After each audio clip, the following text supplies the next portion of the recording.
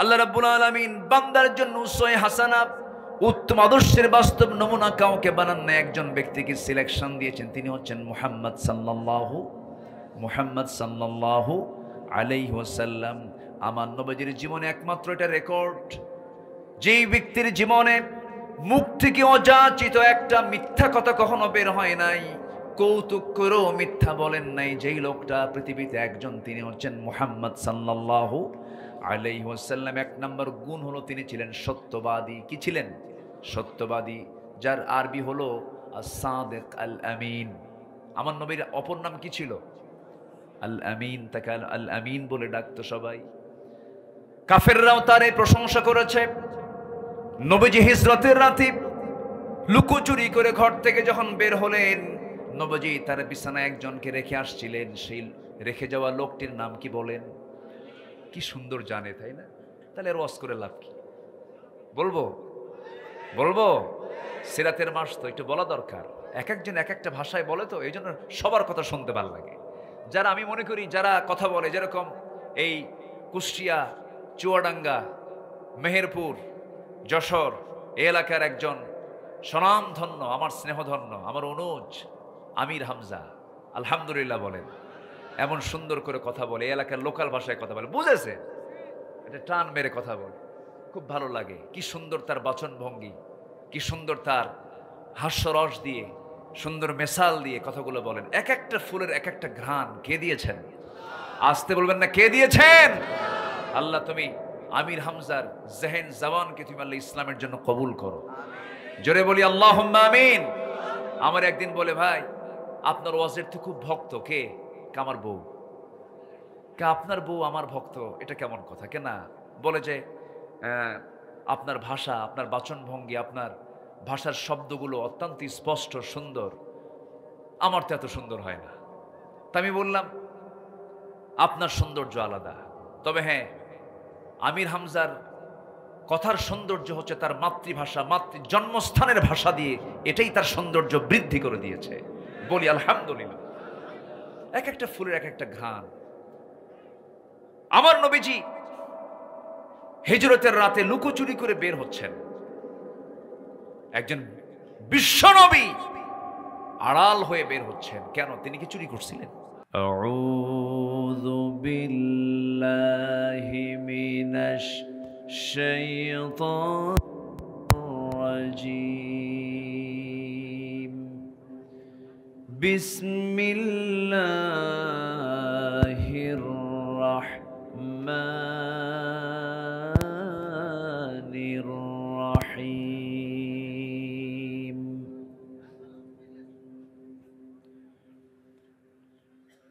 ইয়া আইয়ুহান নাবিয়্যু ইন্না আরসালনাকা শাহিদান ওয়া মুবাশশিরান ওয়া নাযীরা।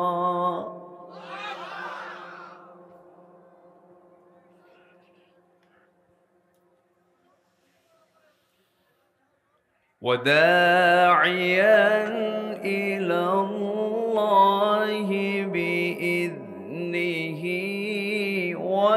وسراجا منيرا.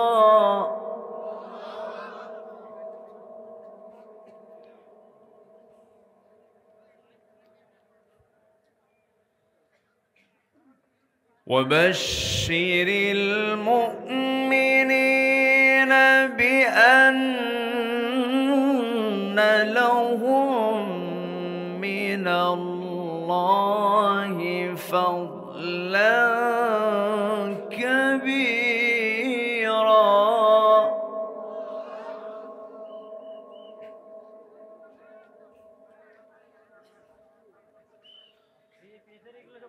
ولا تطع الكافرين والمنافقين ودع أذاهم وتوكل على الله.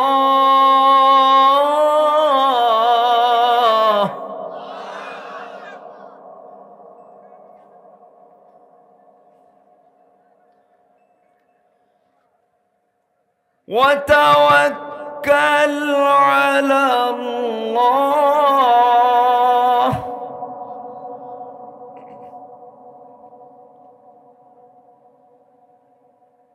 وتوكل على الله وكفى بالله وكيلا.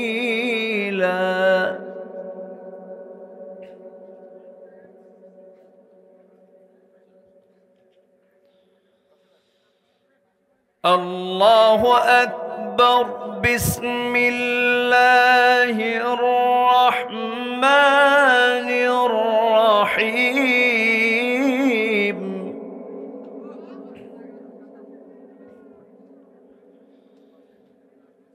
إن الله وملائكته يصلون على النبي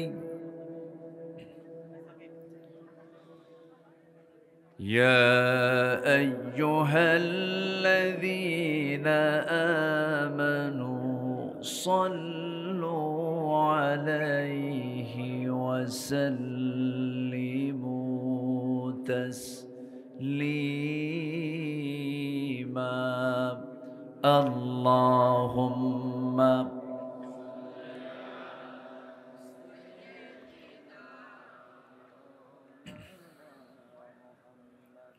وعلى آل سيدنا। একটু মোহাব্বত দিয়ে নবীর প্রেমে মাতোয়ারা হয়ে জবান খুলে আওয়াজ দিয়ে সবাই বলুন আল্লাহুম্মা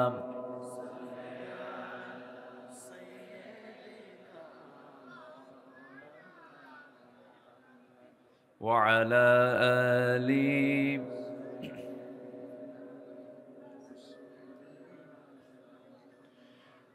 আমি কোরআনের সুর মাঝে শুনেছি যে নাম, আজানের সুর মাঝেও শুনেছি সে নাম।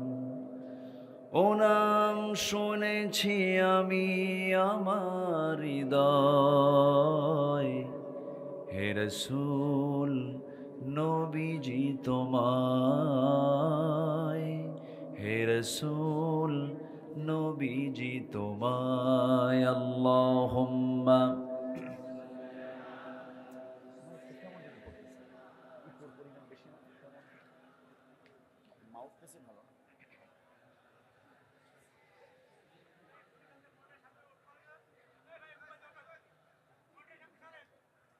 সবাই বলুন বালাগাল উলা বিকামালিহি কাশাফাত তুজা বিজামালিহি হাসনাত জামিউ খিসালিহি সাল্লু। सूरत यूसुफ बिदारी हिकमत लुक़मान इमाम क़ारिए क़ुरआन बारी ये दिले सादिमान मा बलगल उला बिकमालिही कशफत तुजा बिजमालिही हसनत जमीउ खिसालिही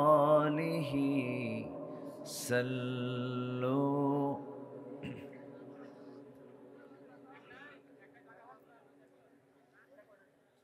দেশের দক্ষিণ পশ্চিমাঞ্চল বৃহত্তর যশোরের ঝিনাইদহ জেলার মহেশপুর নতুন কোলা মানবতায় যুব সংঘ হিফজুল কোরআন আদর্শ মাদ্রাসার উদ্যোগে আয়োজিত দ্বিতীয় বার্ষিকী তাফসীরুল কোরআন মাহফিল 2024 আজকের এই মহৎ আয়োজনের সম্মানিত সুযোগ্য সভাপতি আজকের মাহফিলের বরেণ্য সাহেবে সাদর, আজকের মাহফিলের প্রধান অতিথি,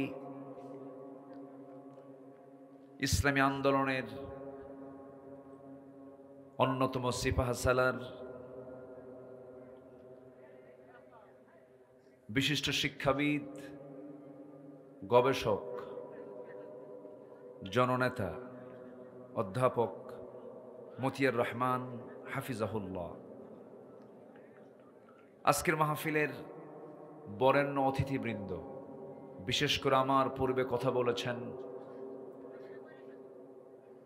আমার অনুজ, আমার স্নেহধন্য নন্দিত আলেমে দ্বীন মাওলানা রবিউল ইসলাম খুলনা।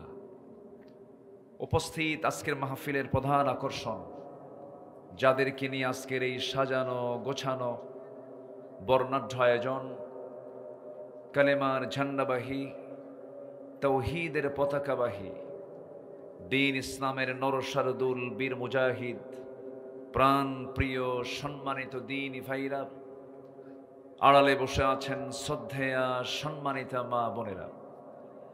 আলোচনার সূচনায় আনুষ্ঠানিকতার মধ্য দিয়ে আমার পক্ষ থেকে আবারও দিল খোলা সালাম, আসসালামু আলাইকুম ওয়া রাহমাতুল্লাহি ওয়া বারাকাতুহু।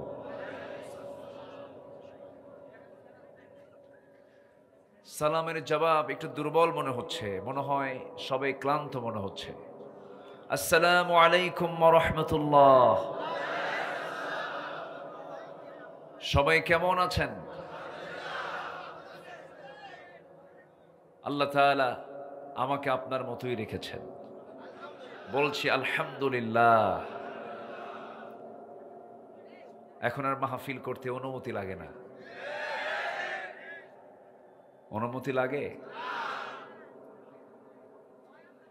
যাদের কাছ থেকে আপনি অনুমতি নিতে যাচ্ছিলেন তারাই তো নাই।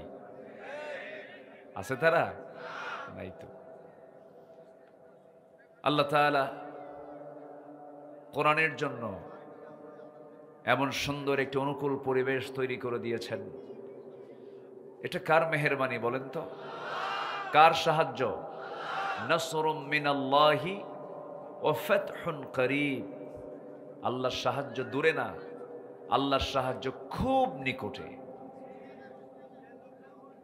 শুধু আল্লাহর পক্ষ থেকে বান্দার কাছ থেকে প্রত্যাশা হলো, আল্লাহর প্রত্যাশা বান্দার কাছে হলো একটু ঈমান ভালো করে আনো।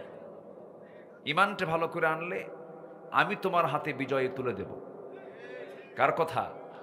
আল্লাহর কথা।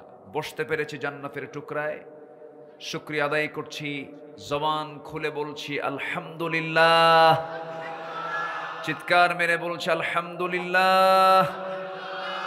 সবাই বলছে আল্লাহুম্মা ইন্নী আসআলুকা আল হুদা ওয়াত তুকা ওয়াল আফাফা ওয়াল গিনা।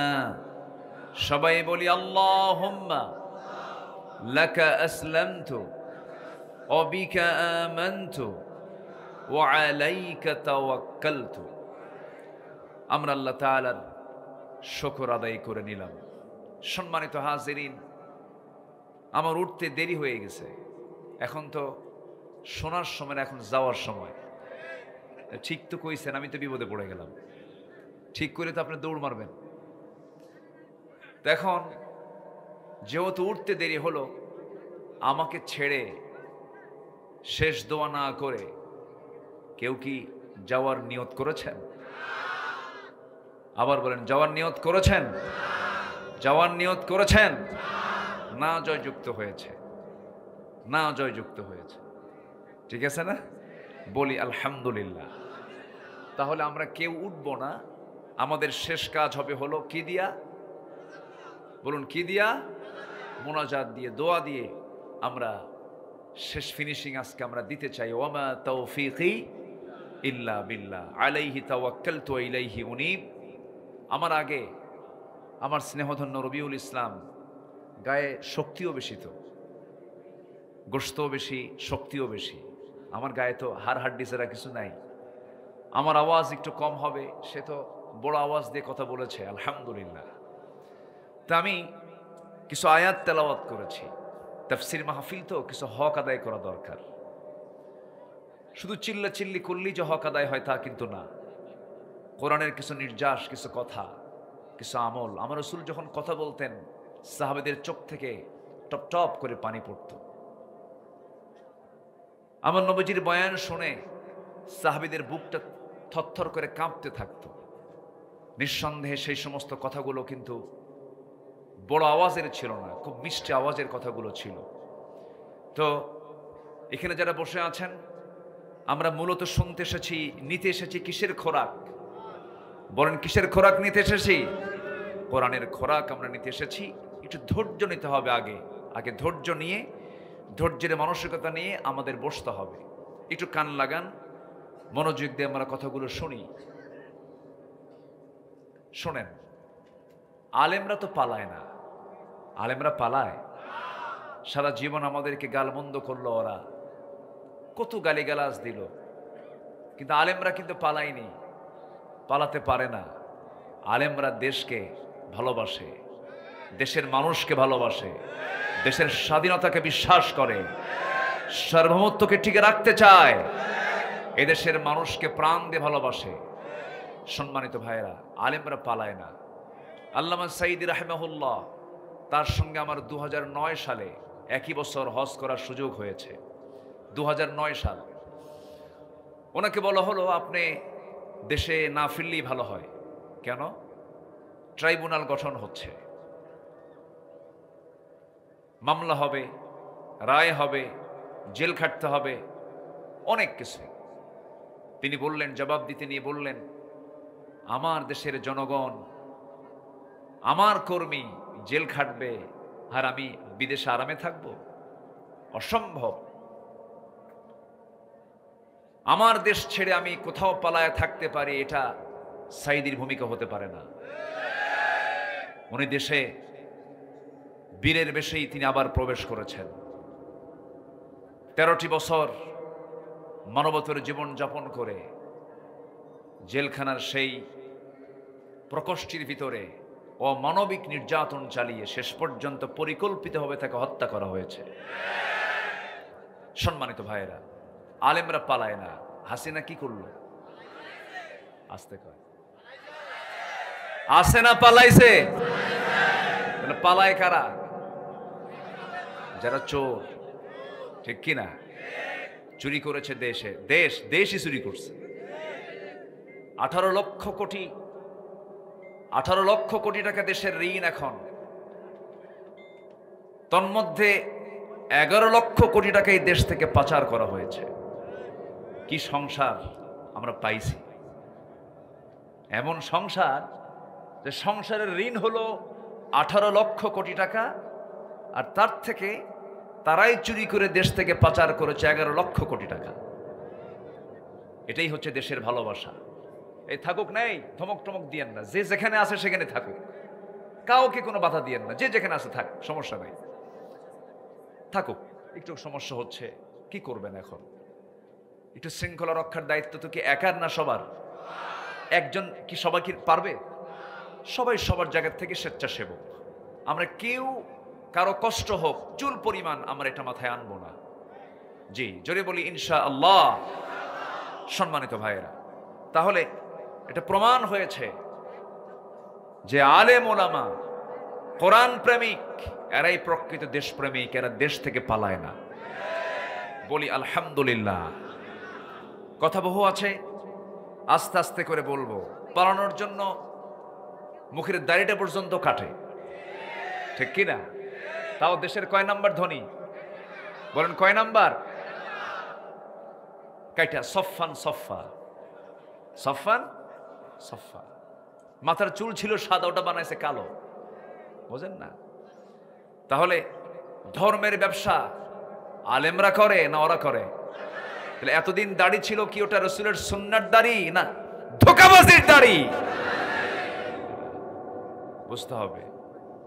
সব মুখোশ উন্মোচন হচ্ছে আস্তে আস্তে। যুব সমাজের রক্ত ঝরেছে বাংলার জমিনে, এ রক্ত বৃথা যাবে না তো? বলি ইনশাআল্লাহ। জোরে বলি ইনশাআল্লাহ। আল্লাহ আছেন না নাই? ছিলেন, আছেন, থাকবেন। চোররা থাকবে না, ডাকাত থাকবে না, কেউ ঠিকবে না, জালিম ঠিকে নাই, এরাও ঠিকবে না। সম্মানিত ভাইয়েরা, অনেক কথা আছে। আমি যেখান থেকে তেলাওয়াত করেছি সেই তেলাওয়াতের মূল সেই তেলাওয়াতকৃত আয়াতের দিকে আস্তে আস্তে চলে যাচ্ছি। রসুলকে লক্ষ্য করে আল্লাহ তাআলা কিছু কথা বলছেন। রসুলের সঙ্গে কথোপকথন হচ্ছে কার? কোরআন নাজিল করেছেন কে? কার উপরে? কার উপরে? তাহলে কত সুন্দর কথা। কোরআন নাজিল করলেন আল্লাহ যার উপরে, এই দুজনের কনভারসেশন হচ্ছে, কথোপকথন হচ্ছে। এই কথোপকথনগুলো আমরা একটু শুনি, একটু মনোযোগ দিতে হবে, একটু প্রাণ আনতে হবে, ধৈর্য আনতে হবে। যদি নাও বুঝি বসে থাকলেও সব পাওয়া যাবে। বলি আলহামদুলিল্লাহ। এটা এমন জায়গা যে জায়গায় বসলে গুনাহ মাফ হয়, আমল নামায় সব প্লাস হয়ে যায়। জোরে বলি সুবহানাল্লাহ। এটা কিসের বদৌলতে? কিসের বদৌলতে? কোরআন। কোরআন নাজিল হয়েছে কোন মাসে? বলেন কোন মাসে? কোন রাতে? বলেন কোন রাতে? কে নাজিল করেছেন? কত বছরে? বলেন কত বছরে? 23 বছরে। কার উপরে? মুহাম্মদ সাল্লাল্লাহু। কয় জায়গায় নাজিল হয়েছে? বলেন। 2 জায়গায়। বলেন কয় জায়গায়? একটা মক্কা, আর এটা কোথায়? মদিনা। আমি যে প্রশ্নগুলো করছি মনে হয় রাগ করতেছেন, এটা জানার দরকার আছে না নাই? 2 জায়গায় নাজিল হয়েছে। আল্লাহ রাব্বুল আলামিন এই পৃথিবীতে বান্দার জন্য যা কিছু দিয়েছেন, এই বিশাল বিস্তৃত জমিন, বিশাল এই সুপ্রশস্ত জমিন, বিস্তৃত আকাশ, যা আমাদের চোখে কুলায় না, চোখ দিয়ে সব কিছু দেখতে পাই না আমরা। সমুদ্র জগতের অথই জলরাশি, যা আমরা সব চোখ দিয়ে দেখতে পাই না, কত মখলুকাত তিনি সৃষ্টি করেছেন। এই পৃথিবীতে যত আশ্চর্যজনক সৃষ্টি আল্লাহর আছে, এর মধ্যে সবচেয়ে আশ্চর্যজনক আল্লাহর পক্ষ থেকে বান্দার জন্য হলো এই কোরআনে কারীম। জোরে বলি সুবহানাল্লাহ। কোরআন কোনো মখলুক নয়। কোরআন ছাড়া পৃথিবীতে চোখে যা পড়ে সব মখলুক। আকাশ মখলুক, জমিন মখলুক, সূর্য মখলুক, 7 সমুদ্রের যত প্রাণীকুল আছে সব মখলুক। সমস্ত কিছু আল্লাহর সৃষ্টি। সৃষ্টি যার ধ্বংস আছে তার। কিন্তু কোরআন তো কোনো সৃষ্টি নয়, কোরআন হলো গায়রে মখলুক। কারণ কোরআন সরাসরি একমাত্র কার কথা? আল্লাহর কথা। আল্লাহ রাব্বুল আলামিন এমন কোনো বিষয় নাই, এমন কোনো সাবজেক্ট নাই যে সাবজেক্ট নিয়ে আল্লাহ এখানে আলোচনা বাদ দিয়েছেন। সব কিছু বলে দিয়েছেন। আল্লাহ রাব্বুল আলামিন বান্দার জীবনের জন্য যা কিছু প্রয়োজন সব আয়োজনের মধ্যে করে দিয়েছেন। তিবিয়ানাল লিকুল্লি শাই, সব কিছু জানিয়ে দিয়েছেন। এবং এই কোরআনটা নিয়ে যারা থাকবে, কোরআন তেলাওয়াত যারা করবে, কোরআন অনুযায়ী যারা সমাজ চালাবে, কোরআনের পথে যারা চলবে, আল্লাহ রাব্বুল আলামিন তাদের ব্যাপারে বলছেন, ইন্নাল্লাযীনা ইয়াতলুনা কিতাবাল্লাহ ওয়া আকামুস সালাতা ওয়া আনফাকু মিম্মা রাযাকনাহুম সিররাও ওয়া আলানিয়াতান ইয়ারজুনা তিজারাতান লান তাবুর। জোরে বলি আল্লাহু আকবার। আল্লাহ রাব্বুল আলামিন বলেন 3টা কাজ যারা করবে। নাম্বার 1, আল্লাহর কালামকে যারা সুন্দর করে তেলাওয়াত করবে, সুন্দর করে যারা এটাকে বুঝে বুঝে যারা সুন্দর করে পড়বে। আমার বন্ধুগণ, দেশের যে শিক্ষা ব্যবস্থায় কোরআন বোঝার কোনো কায়দা আছে নাকি? আসতে বলবেন না, আছে নাকি? নাই। তার বড় প্রমাণ হলো সচিবালয় যারা চালান, এসপি অফিস যারা চালান, ডিসি অফিস যারা চালান, এই প্রশাসনের যারা কর্মকর্তা ম্যাক্সিমাম এখন পর্যন্ত যারা আছেন, তাদেরকে যদি একটু ইন্টারভিউ নিয়ে যদি প্রশ্ন করা হয়, তাদেরকে যদি বলা হয়, বলো সূরা আহজাবের কোন আয়াতে এই বিষয়ে কথা বলা আছে? সূরা শূরার প্রেক্ষাপট কি? সূরা হুজরাতের প্রেক্ষাপট কি? সূরা নাবা নিয়ে তুমি একটু আলোচনা করো। এই যে বড় বড় প্রশাসনিক কর্মকর্তাগুলো, তারা কেউ জবাব দিতে পারবে না, অথচ আল্লাহ রাব্বুল আলামিন প্রশাসন চালানোর জন্য যে সিস্টেম পদ্ধতি তিনি তার কালামে দিয়েছেন কি দেন নাই? আসতে বলেন, দিয়েছেন কি দেন নাই? দিয়েছেন। আমার বন্ধুগণ, আজকে যদি এই কোরআনটাকে যদি সকল শিক্ষা প্রতিষ্ঠানের যত সিলেবাস আছে, যত সাবজেক্ট আছে, সব সাবজেক্টের সাথে যদি বাধ্যতামূলক যদি কোরআন নামক এই কিতাবটা যদি সিলেকশন দেওয়া হতো, এটাকে যদি অন্তর্ভুক্ত করা হতো, আল্লাহর নামের কসম করে বলতে পারি, মানিকের মতো একজন সেঞ্চুরিয়ান ধর্ষক বাংলার জমিনে ইতিহাস তৈরি হতো না। ঠিক কিনা? এমন ইতিহাস আছে না নাই? খুনি পয়দা হতো না, লাশ কেটে 49 টুকরার ইতিহাস তৈরি হতো না, 3 বছরের শিশু ধর্ষিত হতো না, কবর থেকে মরা লাশ তুলে ধর্ষণ করার ইতিহাস রচনা হতো না। এমন রচনা ইতিহাস হওয়ার পিছনে মূল কারণ হলো জাতি শিক্ষা পাচ্ছে কিন্তু ওহির শিক্ষা পাচ্ছে না। ঠিক কিনা? ওহির শিক্ষা পাচ্ছে না। আমরা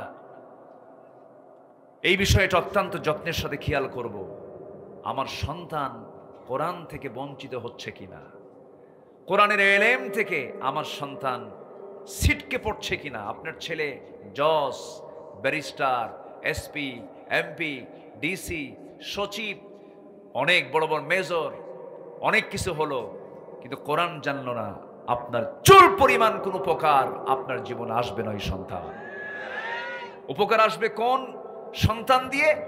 যে সন্তানকে আজকে মাথায় দাস্তারবন্দি দিয়ে মাথায় পাগড়ি পরানো হলো, 30 পারা কোরআন তার সিনার মধ্যে আল্লাহ তাআলা তুলে দিয়েছে। জোরে বলি সুবহানাল্লাহ। কোরআন কেউ মুখস্থ করতে পারে না, কোরআন মুখস্থ করায় দেন কে? ইন্না লা তুহাররিক বিহি লিসানাকা লিতাআজালা বিহি ইন্না আলাইনা জামআহু ওয়া কুরআনা। হে রাসূল, আপনার মুখস্থ করার জন্য এত অস্থির হওয়ার দরকার নাই, আমি আল্লাহ নিজে আপনার সিনার মধ্যে কোরআনটাকে জমা করে দেব। তাহলে হাফেজরা হাফেজ হয় না, আল্লাহ জমা করে দেয়। জমা করে দেন কে? এই হাফেজদের প্রতি জুলুম করা হয়েছে। শাপলা চত্বরে হাফেজদেরকে গুলি করে হত্যা করা হয়েছে। আমরা ইতিহাস বলিনি। ইতিহাসগুলো যদি টেনে উঠানো যায় এখানে ঘন্টার পরে ঘন্টা বলে শেষ করা যাবে না ওদের অপকর্মগুলো, একটা দুইটা নয়। আচ্ছা, আপনার বলেন তো, আপনার কি মনে হয় আমার জন্ম 71 সালের আগে? মনে হয় আপনাদের? 2013 সালে রাজশাহীর বাগমারা মাহফিল, আমার রাজশাহীর বাগমারাতে 2013 সাল, আমি মাহফিলের কাছাকাছি গেলাম। সেখানকার স্থানীয় ভারপ্রাপ্ত ওসি আমাকে ফোন দিয়ে বলছেন, হুজুর আপনার এই মাহফিল আজকে আসা যাবে না। কেন? আপনি রাজাকার। আমি কি? আচ্ছা, রাজাকার হতে হলে 71-এর পরের লোক হতে হবে না আগের লোক হতে হবে? তাও হতে হবে 15 বছরের নিচে না উপরে। ঠিক আছে না? তাই বললাম, ভাইজান আপনি যে আমাকে রাজাকার বললেন, আপনি কি আমাকে দেখেছেন? না দেখি নাই, শুনছি। এদের সাক্ষী তো দেখে না, এদের সাক্ষী কি করে? শোনে। সাক্ষীর জন্য কি শোনা দরকার না দেখা দরকার? দেখা দরকার। তো বললাম যে আপনি যে আমাকে যেই তোকমাটা লাগানোর চেষ্টা করছেন, যে অভিযোগ দেওয়ার অপচেষ্টা করছেন, আপনি কি জানেন 1971 সালে আমার মারই বিয়ে হয় নাই। আমার মারই বিয়ে হয়নি। তাহলে এই যে মানে নির্জলা মিথ্যা কথা, মিথ্যা প্রচারণা, মিথ্যা বাবাদ চাপিয়ে দিয়ে নিরীহ মানুষগুলোকে 16টি বছর মামলা দিয়ে এই জেল খাটানো হলো, অবশ্যই শুধু কি জুলুম না বড় জুলুম? শুধু জুলুম না বড় জুলুম? 2018 সাল হঠাৎ করে আমাকে গ্রেফতার করা হলো। আমি জেলখানায় ঢুকলাম, যে দেখি 86 বছরের এক বুড়া চাচা। বললাম, চাচা আপনি খুব হাসি খুশি, কে বাবা জেলখানা দেখি নাই কোনোদিন, এই চান্সে দেখতে আসছে, খুব খুশি। কারণ সে তো চুরি করে নাই, সে তো ডাকাতিও করে নাই, তারে দিছে হলো বিস্ফোরক মামলা। তো বললাম, চাচা আপনি কি জানেন আপনার মামলাটা কি? কে বিস্ফোরক। বাবা এটা কি খায় না কি করে? তাহলে বিস্ফোরক এটা কি? সে বুড়ো চাচা জানেও না সেটা, অথচ উনি হলেন সেই মামলার আসামি। সম্মানিত ভাইয়েরা, এই নাটকগুলো আমরা দেখেছি 16 বছর, কিন্তু এদেশের যুবকরা একটা বিস্ফোরণ ঘটিয়ে তার মোকাবেলা করেছে। বলি আল্লাহু আকবার। এই বিজয় আল্লাহ দিয়েছেন। 5 আগস্ট আমি নিজে, আমার চোখ সাক্ষী, আমি নিজে দেখেছি যুবকরা পিছপা হয়নি। কারণ যুবকরা ভেবেছিল পিছপা হলে আমরা আর টিকতে পারবো না। এই সাহস কে দিয়েছিলেন? কে দিয়েছিলেন? স্বরাষ্ট্রমন্ত্রীর সামনে এক পুলিশ কয়, স্যার গুলি করি একটা, খালি একটাই পড়ে, আর কেউ নড়ে না, সব সামনের দিকে এগিয়ে আসে। আল্লাহু আকবার বলেন। আল্লাহ রাব্বুল আলামিন নিজেই বলেছেন, ইল্লা তানফিরু يعذبكم عذابا أليما ويستبدل قوما غيركم ولا تضروه شيئا। যদি পালাও তোমাদের উপর এমন একটা জালিম শক্তি চাপিয়ে দেব, তোমরা তার কিছুই করতে পারবে না। যুবকরা পালায় নাই, যুবকরা পিছপা হয় নাই। মুগ্ধ বলেছে পানি লাগবে নাকি পানি? সাইদ বলেছে কয়টা গুলি করবি চালা, তবু আমরা জালিম মুক্ত দেশ গড়তে চাই। আমার বন্ধুগণ, এটাই তো ইসলামের চেতনা, এটাই তো তাওহীদবাদীদের চেতনা। কোন বাম রাম এমন চেতনা আনতে পারে না। ওই বান্দার মধ্যে যতক্ষণ ইমানি চেতনা লালন না হবে, ততক্ষণ পর্যন্ত এমন জাতীয় কথা তার মুখ থেকে বের হতে পারে না। আমার ভাইয়েরা, এটাকে টিকে রাখার জন্য একটা আদর্শিক সংগ্রামের দিকে এগিয়ে যেতে হবে। সেটা হলো নবীজির আদর্শকে সমাজে বাস্তবায়ন করতে হবে, নবীজির আদর্শকে লালন করতে হবে। নবীজির জন্মের মাস, নবীজির মৃত্যুবরণের মাস, রাসূলের সিরাতকে নিয়ে আমরা চর্চা করব, জানবো। শুধু জানলেই হবে না, সিরাতটাকে নিজের জীবনে বাস্তবায়ন করব। আল্লাহ রাব্বুল আলামিন তার রাসূলকে লক্ষ্য করে সরাসরি কথা বলছেন, কথোপকথন হচ্ছে। আল্লাহ তাআলা বলছেন কি? সূরাতুল আহজাব, সূরাতুল আহজাব। আহজাব মানে হলো দল সমূহ, পার্টিজ, দল সমূহ, দল সমূহ, একটা না অনেক দল। খন্দকের যুদ্ধকে আহজাবের যুদ্ধ বলা হয়। অনেক লম্বা প্রেক্ষাপট, মাহফিল 4-5 দিন নিয়ত করতেছি, রবিউল সাজাবো ইনশাআল্লাহ। মাহফিল এক জায়গায় 5 দিন করে হবে একটা জেলায়, কেমন হয়? ভালো হয় না? তাহলে তাফসীরের হকটা আদায় হয়, একটা আয়াতের হক আদায় হয়, সময় নিয়ে কথা বলা যায়। এজন্য আল্লামা সাঈদী তো আল্লামা সাঈদী, তিনি সকল কিছুরই তিনি একজন মডেল। বলি আলহামদুলিল্লাহ। তিনি মাহফিলে উঠতেন 10টায় না 7টায়? বলেন 7টায়। তিনি শেষ করতেন 9টায়।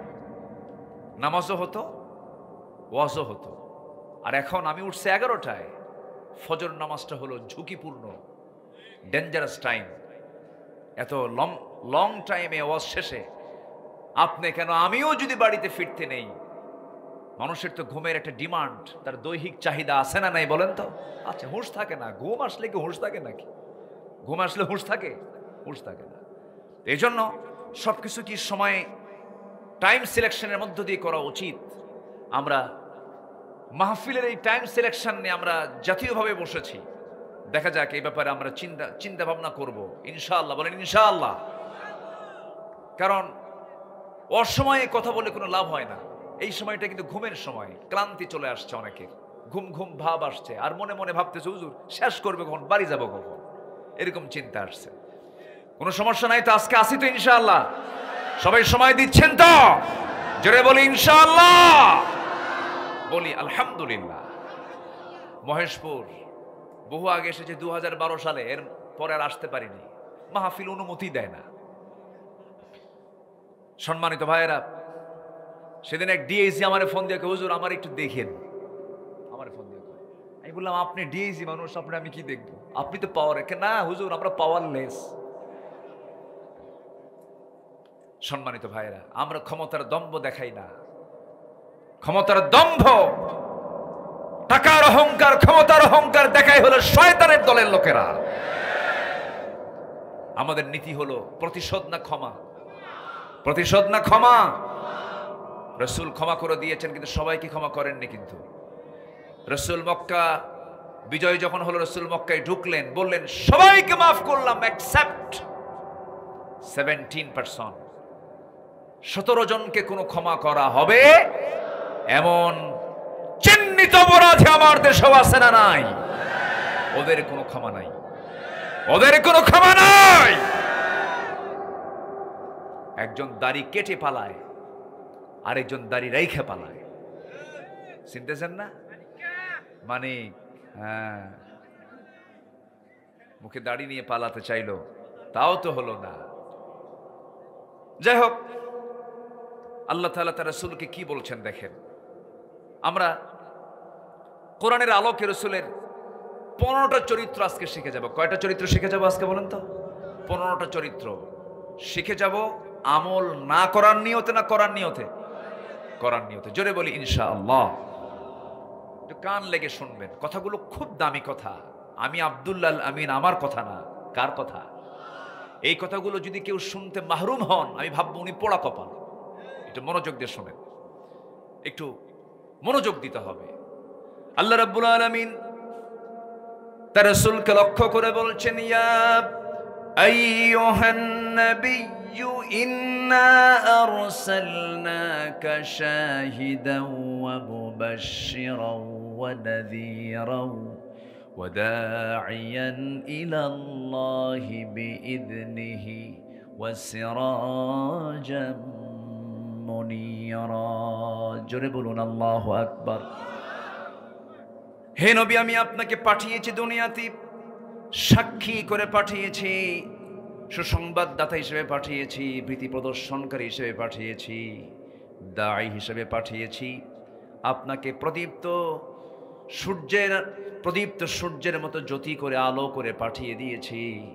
আপনার অনেকগুলো দায়িত্ব আছে, আপনার অনেকগুলো কাজ আছে। আপনি মুমিনদেরকে কালেমার দাওয়াত দিবেন, আপনি বান্দাদেরকে দ্বীনের দাওয়াত দিবেন। এই দিনের দাওয়াত দিতে নিয়ে মানবীয় কিছু চরিত্র দরকার, কিছু গুণ দরকার, যে গুণগুলো আল্লাহ তাআলা রাসূলের মধ্যে 16 আনাই দিয়েছিলেন, 100% দিয়েছিলেন। এই পৃথিবীতে চারিত্রিক সনদ একজন ব্যক্তিকে আল্লাহ নিজে দিয়েছেন, তিনি হচ্ছেন মুহাম্মদ সাল্লাল্লাহু আলাইহি ওয়াসাল্লাম। দুনিয়ার কোনো একাডেমি দেয় নাই, দুনিয়ার কোনো ইনস্টিটিউট দেয় নাই। আল্লাহ নিজের রাসূলকে চারিত্রিক সনদ দিয়ে, ক্যারেক্টার সার্টিফিকেট জানিয়ে দিয়ে বলছেন, হে রাসূল, আপনাকে পাগল বলছে, আপনাকে উম্মাদ বলছে, আপনাকে লেস কাটা বলছে, আপনাকে গণক বলছে, আপনি ওই সমস্ত কথার পাত্তাই দিবেন না। আমি আল্লাহ আপনাকে জানায়া দিচ্ছি, নুন ওয়াল কলামি ওয়া মা ইয়াসতুরুনা মা আনতা বিনি'মাতি রাব্বিকা বিমাজনুন ওয়া ইন্না লাকা লাআজরান গায়রা মামনুন ওয়া ইন্নাকা লাআলা খুলুকিন আযীম। জোরে বলুন আল্লাহু আকবার। আপনাকে যে যা বলে বলুক, চুল পরিমাণ মনক্ষুণ্ণ হবেন না। আমি আপনাকে চারিত্রিক সনদ দিয়ে দিলাম, আপনি সীমাহীন চরিত্রের আধার। যেরকম সুবহানাল্লাহ, যে চরিত্রে কোনো সীমা নাই, সীমাহীন চরিত্রে আপনি আধার। আমি আপনাকে গোটা মানব জাতির জন্য উসওয়ায়ে হাসানা করেছি। লাকাদ কানা লাকুম ফি রাসূলিল্লাহি উসওয়াতুন হাসানাহ লিমান কানা ইয়ারজুল্লাহা ওয়াল ইয়াওমাল আখির ওয়া যাকারাল্লাহা কাসীরা। জোরে বলুন আল্লাহু আকবার। সূরাতুল আহজাব আয়াত নাম্বার 21। আল্লাহ রাব্বুল আলামিন বান্দার জন্য উসওয়ায়ে হাসানা, উত্তম আদর্শের বাস্তব নমুনা কাউকে বানান না, একজন ব্যক্তিকে সিলেকশন দিয়েছেন, তিনি হচ্ছেন মুহাম্মদ সাল্লাল্লাহু আলাইহি ওয়াসাল্লাম। আমার নবীজির জীবনে একমাত্র এটা রেকর্ড, যেই ব্যক্তির জীবনে মুখ থেকে অযাচিত একটা মিথ্যা কথা কখনো বের হয় নাই, কৌতুক করেও মিথ্যা বলেন নাই, যেই লোকটা পৃথিবীতে একজন, তিনি হচ্ছেন মুহাম্মদ সাল্লাল্লাহু আলাইহি ওয়াসাল্লাম। এক নম্বর গুণ হলো তিনি ছিলেন সত্যবাদী। কি ছিলেন? সত্যবাদী, যার আরবি হলো as-সাদিক আল-আমিন। আমার নবীর অপর নাম কি ছিল?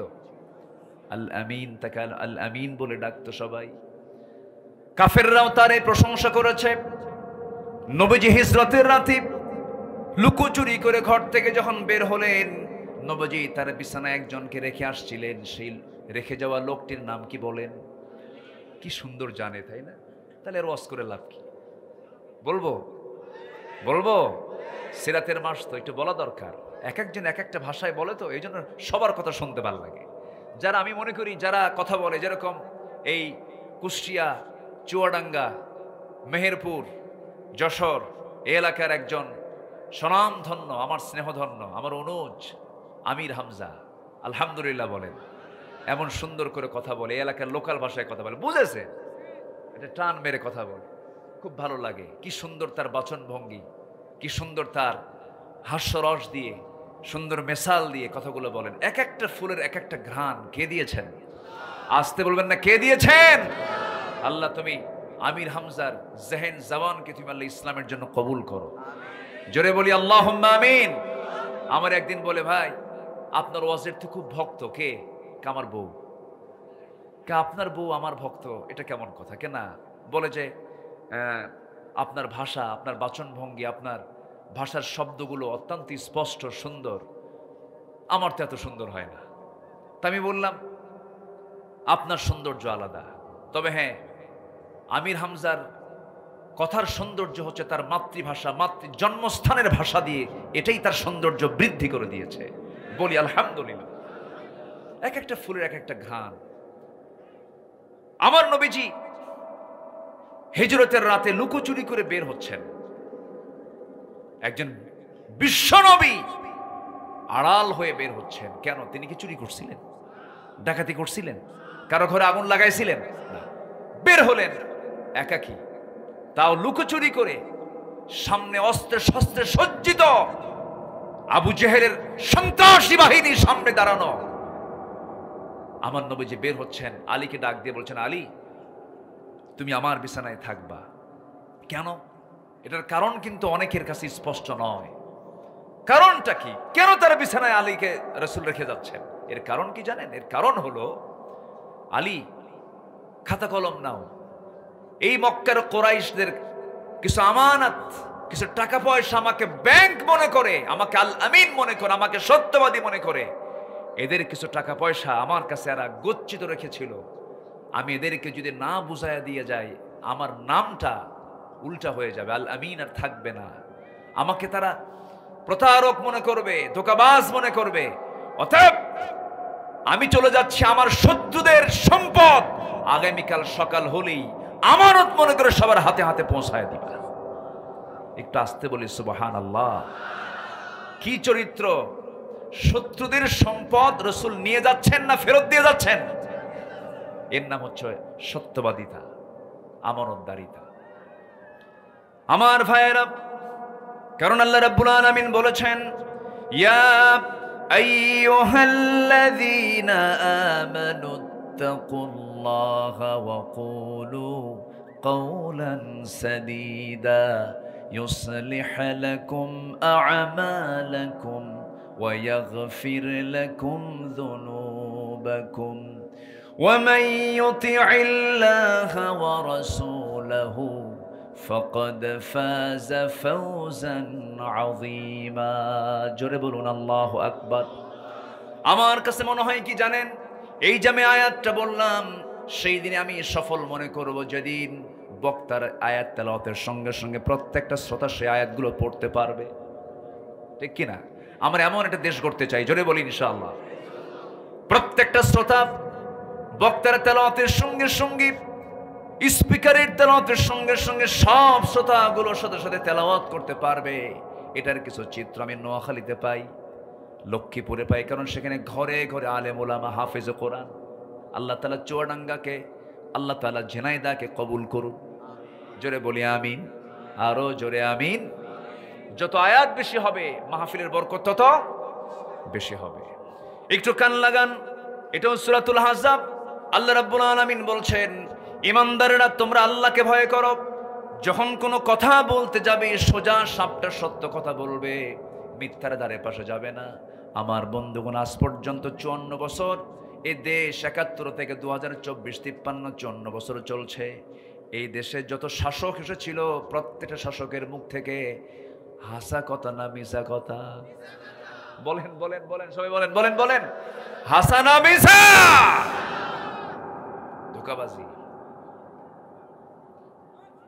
কেউ বাবা নিয়ে ব্যস্ত, বাবার ব্যবসা, ঠিক কিনা?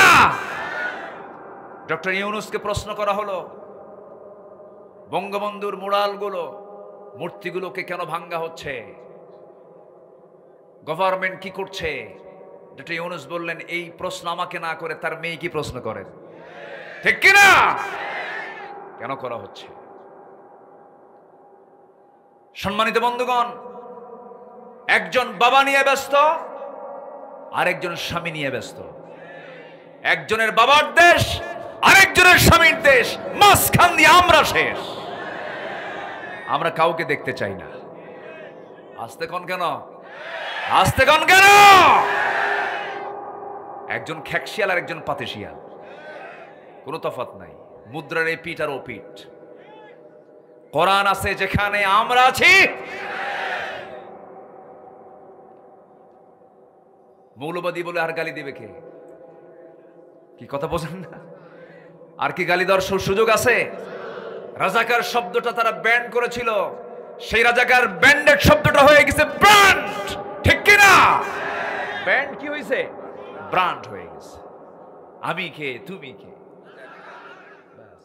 যেটা ব্যান্ড শব্দ সেটা হয়ে গেছে কি? ব্র্যান্ড হয়ে গেছে। কে করে দিয়েছেন? কে করে দিয়েছেন? আল্লাহ করে দিয়েছেন। রাজাকারের নাতিরা দেশ চালাবে? হ্যাঁ, আল্লাহ কি না পারেন? দাম্ভিক, দাম্ভিকতা টেকসই হতে পারে? একমাত্র অহংকার দেখাবেন একমাত্র কেবলমাত্র তিনি কে? আসতে বলেন, তিনি কে? অতএব 55,000 সোনার বাংলাদেশকে আমরা কোরআনের আলোতে আলোকিত করতে চাই। এর জন্য যদি সামনে প্রয়োজন আরো রক্ত দিতে হয়, জীবন দিতে হয়, সবাইকে দিতে রাজি আছেন? ঝিনাইদহের সেই মানুষদেরকে আমি একটু দেখতে চাই, বুক উঁচু করে, হাত উঁচু করে, আল্লাহর নামের সাক্ষী দিয়ে সবাই প্রমাণ করে দেখা।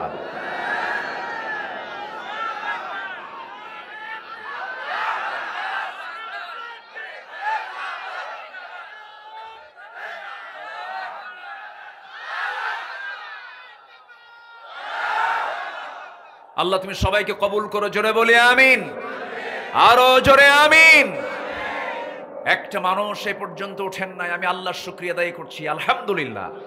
আমি খুবই আনন্দিত আপনাদের ধৈর্য দেখে, আলহামদুলিল্লাহ। 15টা গুণ আমরা শিখে যাব আজকে। 1 নম্বর হলো আমরা কি কথা বলবো?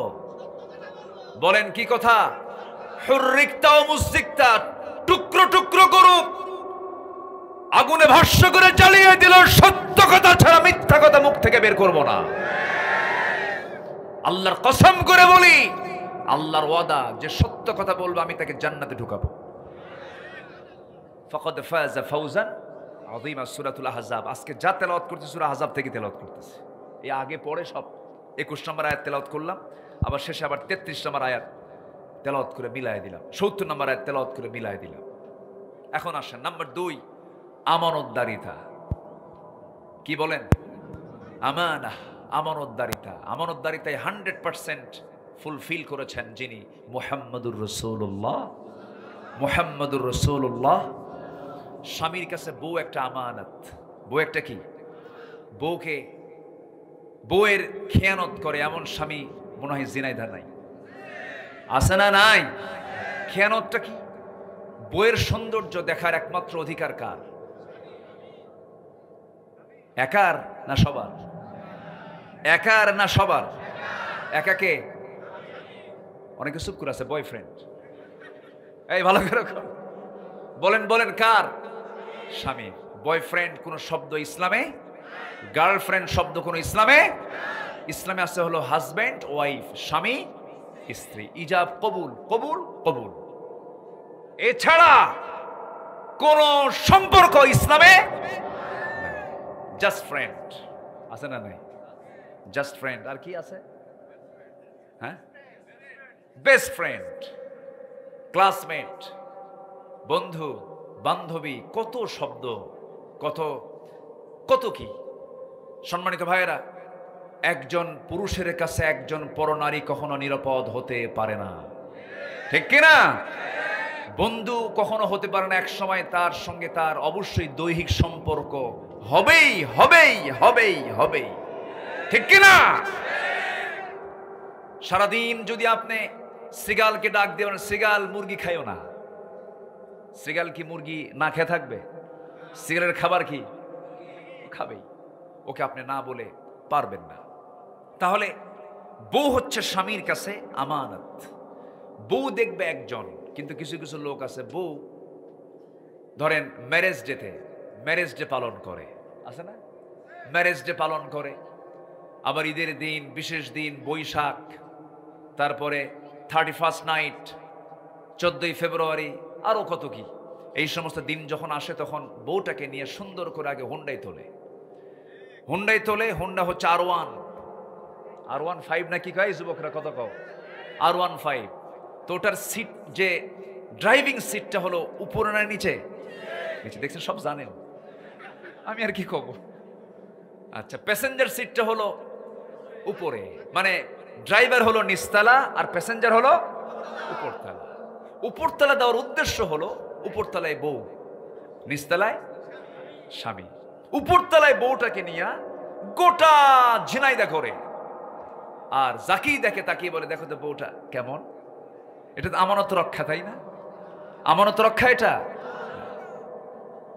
আবার সারাদিন এরকম করে ঘোরাঘুরি করে সন্ধ্যার সময় বউটাকে সাজগোজ করায় ফেসবুকে দেবে, সুন্দর করে একখান ছবি তোলে, উলঙ্গ ছবি তুলে ফেসবুকে পোস্ট দিয়ে বলে, প্রিয় ভাইরা আসুন আমার বউটাকে সবাই জামাতের সাথে দেখি। কিসের সাথে? জামাতের সাথে। তাহলে কি এটা কি আমানত হলো না খেয়ানত হলো? আমানত রক্ষা হলো না খেয়ানত হলো? আমার বন্ধুগণ, আমার নবীজি স্ত্রীদের ব্যাপারে কত সচেতন ছিলেন, পরিবারের ব্যাপারে কত সচেতন ছিলেন।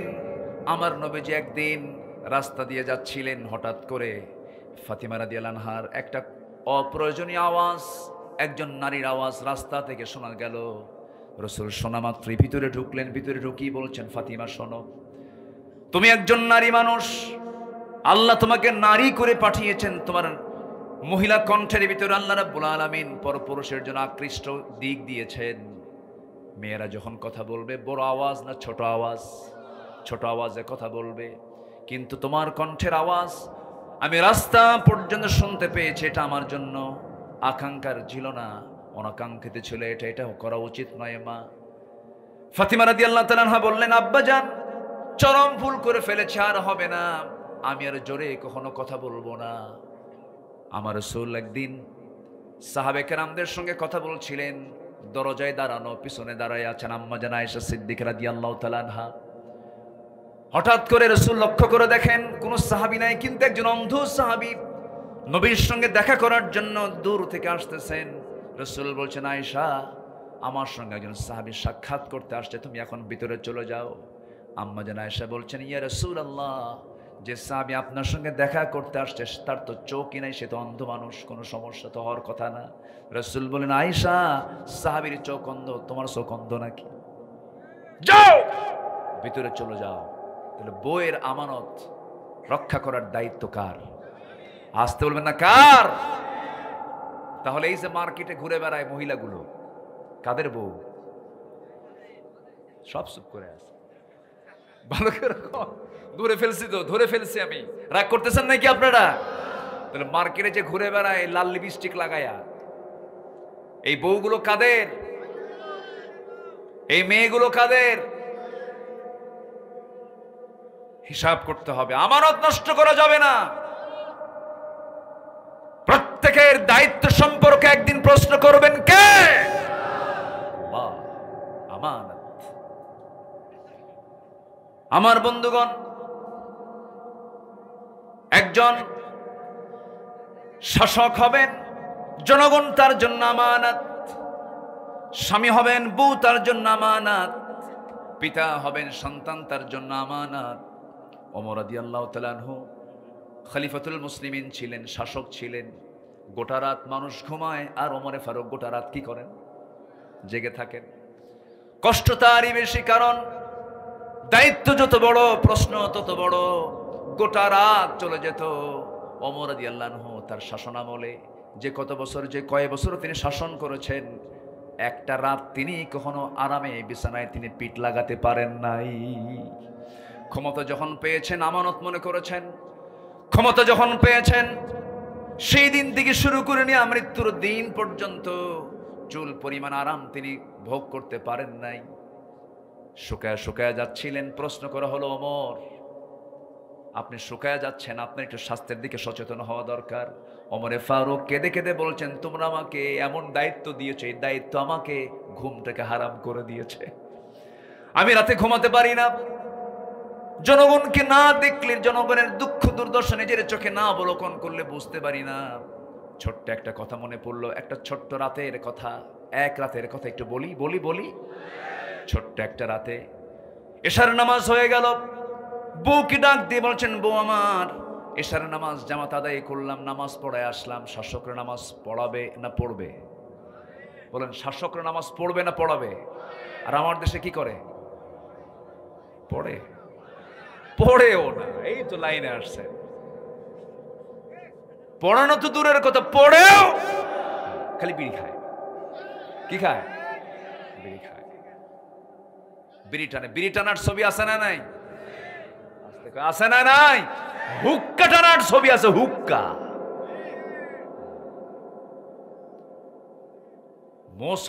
মোষ দিয়ে নেতা হওয়া যায় না। কি মোষের মোষ রে বাবা, 2.5 ইঞ্চি মোটা হাইব্রিড জাতের মোষ।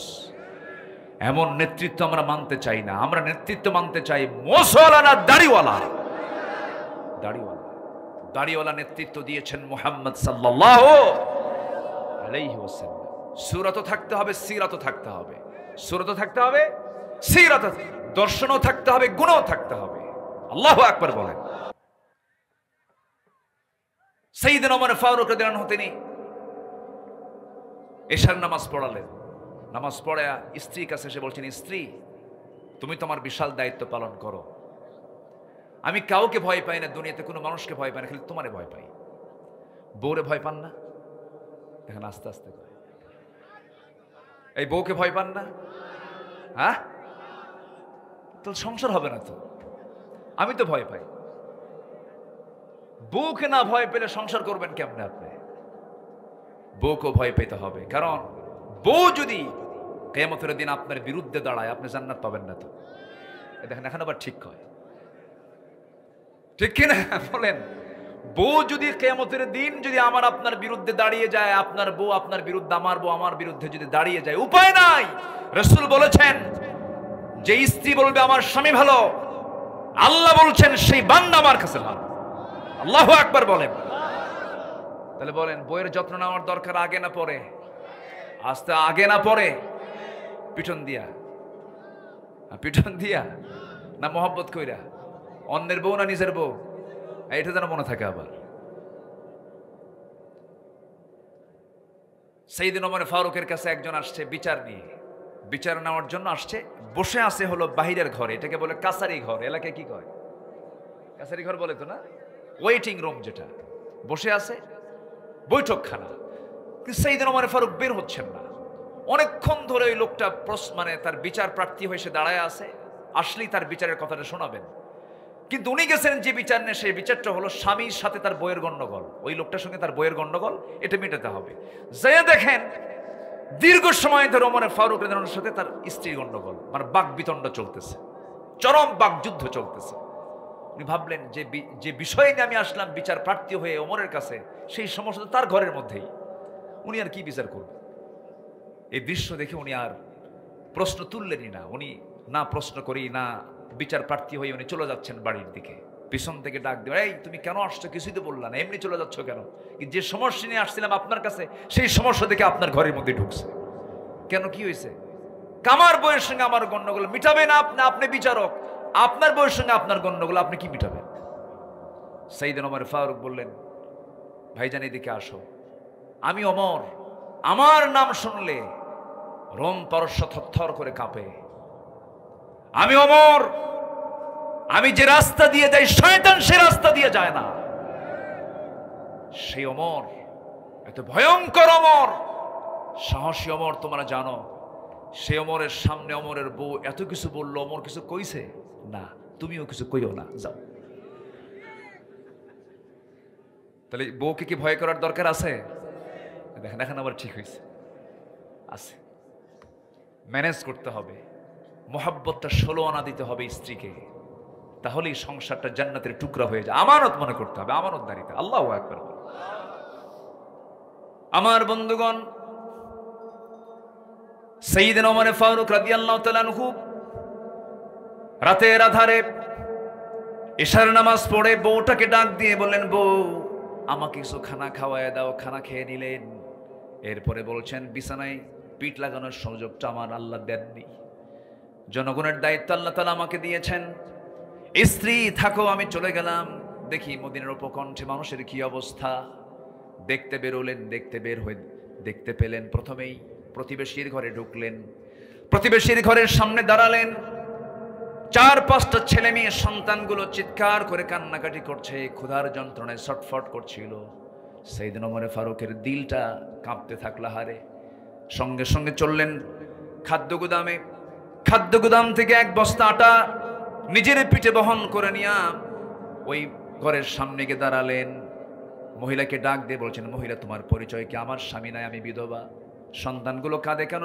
খাবারের অভাব। আমি ওমর তোমাকে 1 বস্তা আটা নিজের পিঠে বহন করে দিয়ে চলে গেলাম, আমানত এটা আমার জন্য। সন্তানের খাবার যখন ফুরে যাবে আমাকে আবার সংবাদ দেবে, ওমর নিজের পিঠে করে আবার 1 বস্তা আটা তোমার বাড়িতে পৌঁছায় দেবে। সাইয়েদনা ওমর ফারুক রাদিয়াল্লাহু আনহু সেখান থেকে আবার বেরোলেন। সামনে কিছু দূরে যেতে না যেতেই চিৎকার একটা আওয়াজ শুনতে পেলেন, একজন নারী কণ্ঠ। এক মহিলা চিৎকার করে করে কাঁদতেছে, প্রচন্ড কষ্ট হচ্ছিল ভিতরে। পুরুষ মানুষ ভিতরে যাবেন কেমনে? জানতে চাইলেন কি হয়েছে মহিলার। পেটে বাচ্চা, ডেলিভারির অসহ যন্ত্রণা শুরু হয়েছে, ধাত্রী নাই, ধাত্রীর অভাবে সন্তানটা ডেলিভারি হচ্ছে না।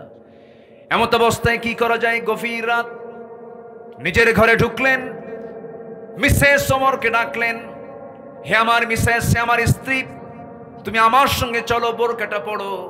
বউটাকে গভীর রাত্রিতে সঙ্গে করে নিয়ে রওনা দিলেন। ওই বাড়ির সামনে, যে মহিলার পেটে বাচ্চা ডেলিভারি হচ্ছে না, ওই বাড়ির সামনে দাঁড়ালেন। বউটার 2টা হাত চেপে ধরে বলছেন, আল্লাহর কসম করে বলি আমার স্ত্রী, আমরা কিন্তু শাসক নই, আমরা হলাম জনগণের খাদেম। আমরা হলাম জনগণের খাদেম, জনগণ হলো আমাদের জন্য আমানত। অতএব আজকে যদি এই মহিলা নার্সের অভাবে, একজন নারীর অভাবে, যদি সেবিকার অভাবে, যদি নার্সের অভাবে যদি এই মহিলার যদি মৃত্যু হয়ে যায়, সন্তানটার যদি মৃত্যু হয়ে যায়, কিয়ামতের দিন আমি ওমর, আমাকে এই খুনির কাতারে দাঁড় হতে হবে। অতএব আজকে আমি তোমার স্বামী, আমি তোমার কাছে আমার জোর অনুরোধ, আমরা নিজেকে শাসক না মনে করে, খাদেম মনে করে তুমি আমার পক্ষ থেকে এই দায়িত্বটা পালন করবে। যাও, ঘরের মধ্যে ঢোকো। আজকে তুমি আমার স্ত্রী, আমার শুধু বউ নও, তুমি আজকে এই মহিলার নার্সের দায়িত্ব পালন করবে। যেরকম সুবহানাল্লাহ। বউটাকে নার্স বানালেন। কি বানালেন? নার্স বানায় নিলেন। সন্তান ডেলিভারি হয়ে গেল। সেখান থেকে আবার বেরোলেন, সামনের দিকে চলতেছিলেন। ছোট্ট একটা লাঠি নিয়ে হাঁটতেন, নবীজির সুন্নাহ এটা। রাতের বেলা রাসূল ছোট্ট লাঠি নিয়ে হাঁটতেন, কারণ সাপ পোকামাকড়ের ভয় আছে না নাই বলেন? আছে। ছোট্ট লাঠি নিয়ে রাসূল হাঁটতেন। ছোট্ট লাঠি নিয়ে একাকী চলাফেরা করছেন ওমর ফারুক রাদিয়াল্লাহু তাআলা আনহু। চুল পরিমাণ কোনো ভয় নাই, কারণ তার শুধু রাজ্যের সম্রাটই ছিলেন না, তারা মানুষের মনোজগতের সম্রাট ছিলেন। যেমন করে রাজ্যের সম্রাট তারা ছিলেন, আবার মানুষের মনের জগতের সম্রাটও ছিলেন। মনকে জয় করে করতে পেরেছিলেন তারা। একাকি চলতেছেন, কোনো ভয় নাই। কার ভয়? আসতে বলবেন, কার ভয়? সামনেও কোনো লোক লাগলো না, পিছনেও কোনো লোক লাগলো না, কোনো প্রোটোকল লাগলো না। 40টা রাষ্ট্র তিনি চালাচ্ছেন, অথচ একটা প্রোটোকল মেইনটেইন করার জন্য একটা লোকও তার লাগতেছে না। একাকী, রাতের বেলা অন্ধকার, কুটকুটে রাত্রিবেলা এত বড় একজন শাসক চলাফেরা করছেন, চুল পরিমাণ কোনো ভয় নাই। কেন? এর একমাত্র কারণ হলো তাদের মধ্যে চুল পরিমাণ কোনো দুর্নীতি ছিল না। ঠিক কিনা? দুর্নীতি শুধু দিলের মধ্যে ছিল। কার ভয়? এটা হচ্ছে আমানত। এটা কি বলেন? আমানত। সাইয়েদনা ওমর ফারুক রাদিয়াল্লাহু তাআলা আনহু সামনের দিকে চলতে চলতে হঠাৎ করে শেষ রাতের দিকে তার কানে গুনগুন গুনগুন করে একটা আওয়াজ আসতে থাকলো, মহিলার আওয়াজ। তিনি অবাক হলেন, এত রাত্রিতে গুনগুন করে গান গায়টাকে কোন মহিলা? বারবার তিনি অনুসন্ধান করছেন, সার্চ করছেন। বাড়ি পেয়ে গেলেন, যে ঘর থেকে আওয়াজ আসতেছে সেই ঘরের দরজার কাছে গিয়ে করাঘাত করলেন আর বলছেন, কোন মহিলা গুনগুন করে গান গাচ্ছ? কি উদ্দেশ্য তোমার? এত রাত্রিবেলা আল্লাহর কালাম তেলাওয়াত নাই, তাহাজ্জুদ নামাজ নাই, কি গুনগুন করে গান গাও? ভিতরে আওয়াজ বন্ধ হয়ে গেছে, বারবার ডাকছেন, দরজা খোলে না। পিছন দিক থেকে তিনি আস্তে করে খেজুর পাতার বানানো বেড়াটা আস্তে করে টান দিলেন, ভিতরে ঢুকলেন। ভিতরে ঢুকে দেখেন একজন মহিলার সামনে মোমবাতি জ্বালানো এবং মহিলাটা মাথায় কাপড় দিয়ে সামনে দাঁড়ায় আছে। বলছেন, মহিলা তুমি গুনগুন করে গান গাও কেন? বিরহের গান গাচ্ছ কেন? কি হয়েছে তোমার? সঙ্গে সঙ্গে মহিলা তৎক্ষণাৎ জবাব দিয়ে বলতেছে, গান গেয়েছে, এটা আমার জন্য একটা অপরাধ হতে পারে, কিন্তু আপনার পরিচয় আমি জানি না, আপনি কে? আপনি আমার ঘরের মধ্যে ঢুকে আপনি একটা দুইটা অপরাধ করেন নাই, 3 থেকে 4টা বড় বড় দোষ করে ফেলেছেন, আমি আপনাকে ছাড়বো না। ওমর ফারুক নিজের পরিচয় দিলেন না, গোপন করে বলছেন, মহিলা আমার দোষগুলো কি কি তুমি আমাকে একটা একটা করে বলো। মহিলা বলছে, আপনি ঘরের মধ্যে ঢুকবেন, ভালো কথা। যে কোরআন তেলাওয়াতের কথা বলছেন সেই কোরআন আল্লাহ রাব্বুল আলামিন বলছেন, লা তাদখুলু বুয়ুতান গায়রা বুয়ুতিকুম হাত্তা তাস্তানিসু ওয়া তুসাল্লিমু আলা আহলিহা। কারো বাড়িতে ঢোকা যাবে না অনুমতি ছাড়া। আপনি সালাম দিলেন না, অনুমতি নিলেন না, 2টা বড় বড় ভুল করেছেন। আপনি দরজা না ঢুকে পিছন দিয়ে বেড়া ছিঁড়ে ভিতরে ঢুকলেন, আমার সম্পদের আপনি বড় ক্ষতি করে ফেললেন। নাম্বার 3। নাম্বার 4 হলো, আমি একজন পর্দাশীলা নারী, আপনি ঘরের মধ্যে ঢুকলেন, আপনি পরপুরুষ, আমি পরনারী, আমার পর্দার কিছু ক্ষতি হয়ে গেল। এই যে বড় বড় ভুল, এই ভুলগুলোর জন্য আমি আপনার বিরুদ্ধে মামলা দেব। কার আদালতে? কোমরের আদালতে। কার সামনে বলে? কার সামনে বলতেছে? সাইয়েদনা ওমর ফারুক বলছেন, তুমি কার নাম নিল? কোমরের নাম নিলাম। সাইয়েদনা ওমর ফারুক বলছেন, ওমর লোকটা তেমন ভালো মানুষ না, তেমন জোতের মানুষ না। এবার মহিলা খেপে গিয়ে বলছে, আপনি যার বিরুদ্ধে আপনি এমন জাতীয় কথা বললেন, দোষ শুধু 4টা নয়, দোষ আরেকটা যোগ হলো। আল্লাহু আকবার বলেন। নিজের কথা কি ভালো বলা যায় নাকি? নিজের কথা তো ভালো বলা যায় না। আমি আপনার বিরুদ্ধে মামলা ঠুকে দেব, সূর্য শুধু উদয় হবে, ওমরের আদালতে চলে যাব, মামলা দিয়ে দেব।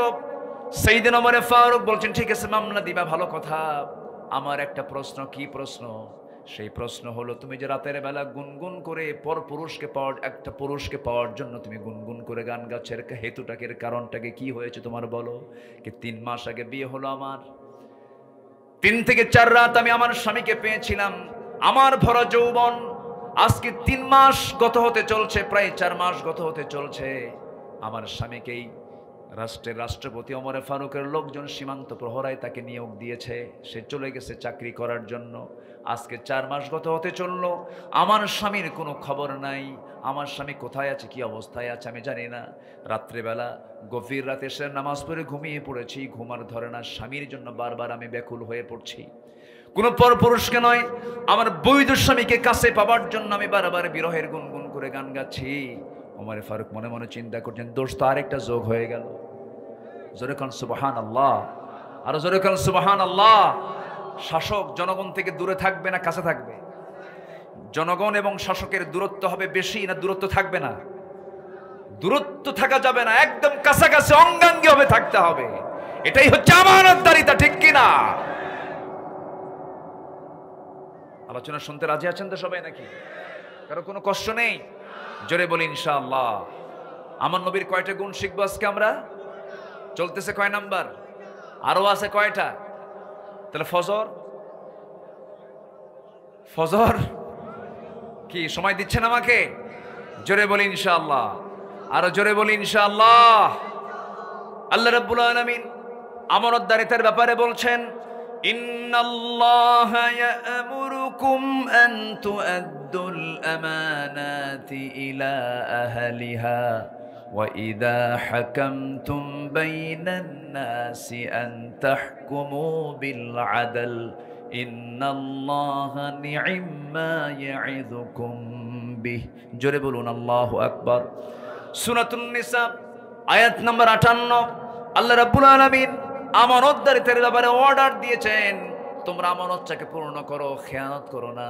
কারণ যারা আমানতদারিতা নাই তার ঈমান আসতে, তার ঈমান নাই। আল্লাহ রাব্বুল আলামিন ঈমানদারের যত গুণ বলেছেন, যত জায়গায় গুণের কথা বলেছেন, সেখানে আমানতের কথা বলেছেন। এক জায়গায় বলছেন ওয়াল্লাযীনা হুম লিআমানাতিহিম ওয়া আহদিহিম রাউন والذين هم على صلواتهم يحافظون أولئك هم الوارثون الذين يرثون الفردوس هم فيها খালিদুন। জোরে বলুন আল্লাহু আকবার।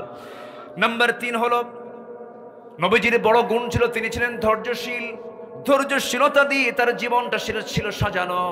রাসূল মার খেয়েছেন কম না বেশি? আসতে বলবেন না, কম না বেশি? এত মার খেয়েছেন তিনি। মক্কার মাটিতে একদিন রাসূলকে মারতে মারতে রক্তাক্ত করে ফেলা হলো। তায়েফের কথা কে না জানেন? তায়েফের রাসূলকে মারতে মারতে এক পর্যায়ে রাসূল সেন্সলেস হয়ে পড়েছেন, কোনো হুঁশ নাই। নবীজির মাথার রক্তগুলো গড়ে গড়ে পায়ের তলা পর্যন্ত চলে গেছে। পায়ের তলার সঙ্গে জুতার জমাট বেঁধে গেছে। রাসূল টেনে টেনে খুলতে পারেন না, আর শাজিম কাঁপতেছে, ফেরেশতারা কাঁপতেছে, ফেরেশতারা অস্থির হয়ে গেছে। জিবরিল আমিন এসে বলছেন, ইয়া রাসূলুল্লাহ, এই তায়েফবাসী আপনাকে এত অত্যাচার করলো, এত জুলুম করলো, আপনি শুধু বলে দেন এই তায়েফবাসীকে দুই পাশের দুই পাহাড় দিয়ে চাপা দিয়ে শেষ করে দেব। রাসূল বলছেন, ও আমার ভাই জিবরাইল, আমি মুসার মতো দোয়া করব না, আমি নূহের মতো দোয়া করব না। আমার এই সমস্ত তায়েফবাসী বুঝে নাই, না বুঝে না জেনে আমার প্রতি অত্যাচার করেছে, জুলুম করেছে। আমি এদের সমস্ত ভুলগুলোকে আমি রাসূল মাফ করে দিলাম। জোরে বলি সুবহানাল্লাহ, আরো জোরে বলি সুবহানাল্লাহ। আমার নবীজির মধ্যে প্রতিশোধ ছিল না, ক্ষমা ছিল। ক্ষমা ছিল। আমাদের মধ্যে কি থাকা দরকার? ক্ষমা থাকা দরকার। যার মধ্যে ক্ষমা বেশি, আল্লাহর ক্ষমা তার উপরে বেশি। আল্লাহুম্মা ইন্নাকা আফুউন তুহিব্বুল আফওয়া ফাআফু আন্না। আল্লাহ তুমি ক্ষমাশীল, ক্ষমাকে ভালোবাসো, আমাদেরকে ক্ষমা করে দাও। ধরুন আপনার একজন ভাইয়ের সঙ্গে গন্ডগোল লেগেছে, আপনি নিজে গিয়ে তার কাছে সরি বলবেন, এটা আপনার জন্য আপনি বড় মুজাহিদ। আপনি নিজেকে ছোট ভাববেন, আপনি বড় মুজাহিদের ভূমিকা পালন করলেন, বিশাল বড় সওয়াব আপনি পেয়ে যাবেন। যে ব্যক্তির মধ্যে জিদ বেশি কাজ করবে, এটা হলো শয়তানের মেডিসিন। কার মেডিসিন বলেন? শয়তানের মেডিসিন। জিদ থাকা যাবে না ইমানদারের জীবনে। ইমানদারের জিদ হবে একটাই, সেটা হলো যেমন করে হোক তাহাজ্জুদ পড়ব, যেমন করে হোক ফজর পড়ব। আল্লাহু আকবার বলেন।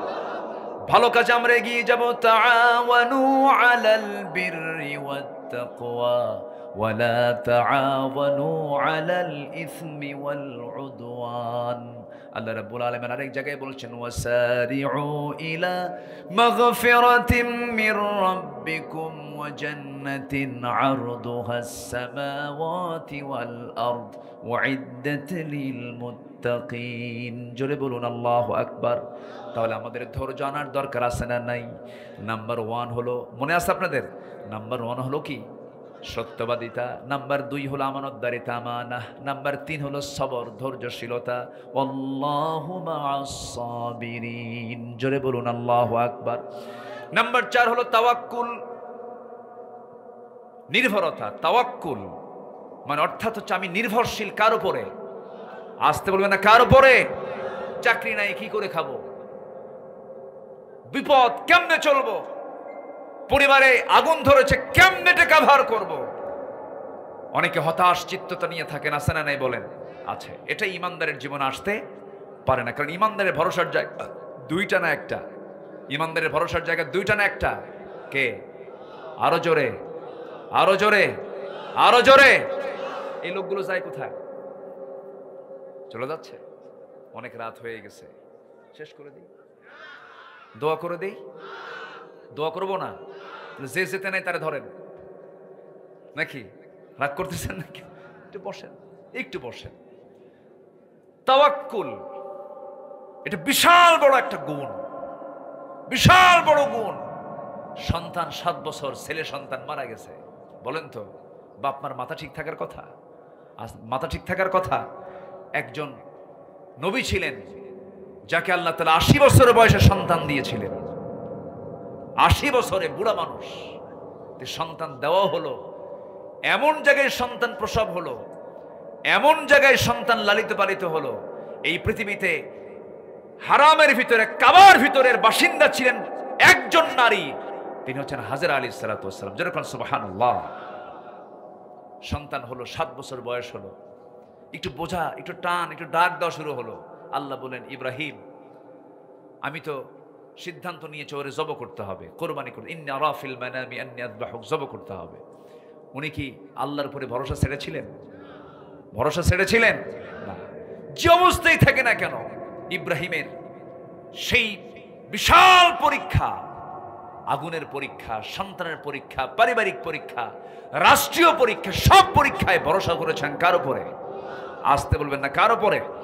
এক একটা পয়েন্টের উপরে একটা বিশাল লম্বা আলোচনা হয়ে যেত।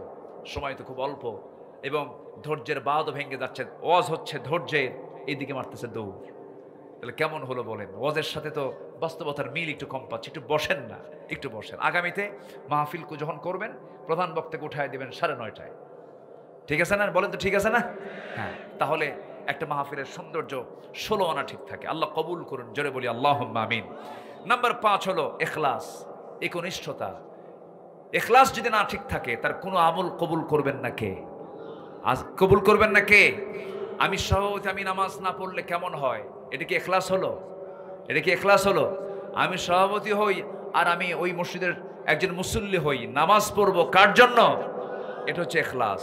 আল্লাহ রাব্বুল আলামিন বলেন, ওয়ামা উমিরু ইল্লা লিয়াবুদুল্লাহা মুখলিসিনা লাহুদ্দিন। এবং তাওয়াক্কুলের ব্যাপারে আল্লাহ রাব্বুল আলামিন বলছেন, ওয়ামাইয়াতাওয়াক্কাল আলাল্লাহ ফাহুয়া হাসবুহ। যে ব্যক্তি আমার উপরে ভরসা করে, আমি তার জন্য আমি নিজেই যথেষ্ট হয়ে যাই। যেরকম সুবহানাল্লাহ। যখন কোনো বান্দা আল্লাহর দিকে 1 হাত আগায়, আল্লাহ তার দিকে 10 হাত আগান। যে বান্দা আল্লাহর দিকে হেঁটে হেঁটে আসে, আল্লাহ তার দিকে দৌড়া দৌড়া যান। আল্লাহ বলছেন, বান্দারে তুই আমার দিকে হেঁটে হেঁটে আসবি, আমি তোর দিকে দৌড়া দৌড়া যাব। বান্দা, আমি তোর জন্য 1টা নয়, 2টা নয়, 8টা জান্নাত বানায় রেখে দিয়েছি। তুই আমার জান্নাতে প্রবেশ করবি, শর্ত হলো, ইয়া আইয়াতুহান নাফসুল মুতমাইন্নাতু ইরজিই ইলা রাব্বিকি রাদিয়াতাম মারদিয়াহ ফাদখুলি ফি ইবাদি ওয়াদখুলি জান্নাতি। জোরে বলুন আল্লাহু আকবার। নাম্বার 6 হলো আদালত এবং ন্যায় বিচার। ন্যায় বিচার এবং আদালত আমার নবীর জীবনে প্র্যাকটিক্যাল তিনি দেখিয়েছিলেন। আমার নবীর শাসনামলে বিচারালয়ে একজন বিচার প্রার্থী হয়ে চলে আসলো। সম্ভ্রান্ত পরিবারের একজন মহিলা চুরি করে ধরা পড়ে গেছে। ধনী মানুষ, সম্ভ্রান্ত পরিবার। সেই পরিবার আবার ওমরে ফারুককে ম্যানেজ করে ফেলেছে। ওমরে ফারুককে ডাক দিয়ে বলতেছে, ভাই ওমর, তুমি যদি রাসূলকে বুঝাতে পারো, রাসূল হয়তো বুঝবেন। সম্ভ্রান্ত পরিবারের এই মহিলা হঠাৎ করে চুরি করে ধরা পড়েছে, তার হাতটা তো কাটা পড়ে যাবে। কেমন হবে? এটা বংশের জন্য একটা দুর্নাম হয়ে যাবে। আপনি তাদের পক্ষ হয়ে আপনি একটু সুপারিশ করেন। নবীর সামনে এসে বলছেন, ইয়া রাসূলুল্লাহ, আমি ওমর, আমি জানি ওই পরিবারটা খুব সম্ভ্রান্ত, দেখুন তো একটু শাস্তিটা লঘু করা যায় কিনা। চুরির যে শাস্তি, হাত না কেটে ন্যূনতম কোনো শাস্তি দেওয়া যায় কিনা। আমার নবীজি বলছেন, ওমর, তোমার দারাজ কণ্ঠ সেই কোথায় চলে গেল? ওমর, আমি তোমাকে স্পষ্ট ভাষায় জানিয়ে দিতে চাই, যে মেয়েটা চুরি করে ধরা পড়েছে তার নামও ফাতিমা। আমার নবীর মেয়ের নামও, বলেন, আমার নবীর মেয়ের নাম কি ছিল? ফাতিমা। রাসূল বলেন, শোনো, ওই সম্ভ্রান্ত পরিবারের যে মেয়েটা ওই ফাতিমা না হয়ে যদি ফাতিমা বিনতে মুহাম্মদ যদি চুরি করে ধরা পড়তো, আমি ফাতিমাকে সম্মুখে এনে সবার চোখের সামনে আমি নিজে তার হাত কেটে এই বিচারের রায় কার্যকর করে দিতাম। যেরকম সুবহানাল্লাহ। তাহলে আইন সবার জন্য। আমার দেশে অসমান। কারণ কিসের আইন নাই বলেন? আসতে বলুন না, কিসের আইন নাই? কোরআনের আইন নাই। ওমর ফারুক রাদিয়াল্লাহু আনহু তার ছেলে মদ্যপ ছিল, মদ্যপান করে ধরা পড়েছে, প্রমাণ হয়ে গেছে, নিজের হাতে তাকে মেরে দুনিয়া থেকে বিদায় করে দিয়েছেন। আমার বন্ধু আদালত, আল্লাহ রাব্বুল আলামিন বলেন, ইয়া আইয়ুহাল্লাযীনা আমানু কুনু কাওয়ামিনা লিল্লাহি শুহাদাআ বিল কিসত। তোমরা কি করবে? সুন্দর করে আদালতটাকে কায়েম করবে, ন্যায় বিচার প্রতিষ্ঠা নিশ্চিত করবে। কার হুকুম? আসতে বলবেন না, কার হুকুম? নাম্বার 7 হলো তওবা করা, ক্ষমা প্রার্থনা করে। এটা নবীর সুন্নাহ ছিল, নবীর চরিত্র ছিল। আল্লাহ রাব্বুল আলামিন রাসূলকে বলছেন, খুযিল আফওয়া ওয়া আমুর বিল আরফি ওয়া আরিদ আনিল জাহিলিন। জোরে বলুন আল্লাহু আকবার। তাহলে তওবা করব কার কাছে? বিড়ি খাই স্যার, বিড়ি খাবো না। দেখেন সবাই চুপ, আর কিচ্ছু কয় হুজুর এটা শুনবো না। বিড়ি খাই স্যার, জীবনে বিড়ি, দেখেন আওয়াজ নাই। মাহফিলে এসে এসে বলে কি জানেন, হুজুর বিড়ি খাওয়া কি জায়েজ আছে? মানে উনি জায়েজের চেষ্টায় আছেন। আচ্ছা আপনি বলেন তো, বিড়ি কোন একজন নবী খাইছে বলেন তো? এরকম কোন নবীর নাম বলতে পারবেন আপনি? এই যে লক্ষাধিক পয়গম্বর আল্লাহ তাআলা পাঠালেন, কোন পয়গম্বর বিড়ি টানলেন না। এই বিড়ি টানাটা আসলো কোন জায়গা থেকে? কি টানা টানে, এক টানে ধোঁয়া 3 তলায় পাঠায়, আছে না নাই? আল্লাহ তাআলা সকল নেশা থেকে এই জাতিকে হেফাজত করুন। এটা জোরে বলেন না ভাই, আরো জোরে বলেন। বিড়ির সাথে ধোঁয়া আছে না নাই? আগুন আছে না নাই? ধোঁয়া আগুন, এটা কি জাহান্নামের লক্ষণ না জান্নাতের লক্ষণ? ধোঁয়া থাকবে জাহান্নামে, আগুনও থাকবে জাহান্নামে, টানতে থাকে। আর কিছু বললাম না? আচ্ছা, সকল নেশা, কারণ নিজের জীবনের ক্ষতি হবে এমন খাদ্য খেলেও এই ব্যাপারে প্রশ্ন আসে না নাই? এটা দেহটা আমার জন্য আল্লাহ তাআলা আমানত করে দিয়েছেন, এই দেহের লাঞ্চকে আমি বিড়ি খেয়ে পৌঁছায় দিচ্ছি, এটার জন্য জবাবদিহিতা আছে না নাই? নষ্ট করা যাবে না। নাম্বার 8 হলো দয়া সহানুভূতি। দয়া সহানুভূতি, আমরা দয়া দেখাবো, সহানুভূতি দেখাবো। আমাদের মধ্যে দয়ার পরিমাণ কম হবে না বেশি হবে? বেশি হবে। রাসূল খুব দয়ার সাগর ছিলেন। রাসূল কিসের সাগর ছিলেন বলেন তো? দয়ার সাগর ছিলেন। জেনা করে প্রমাণ হয়ে গেছে এক মহিলার চূড়ান্ত শাস্তি, তাকে পাথর মেরে দুনিয়া থেকে বিদায় করা হবে।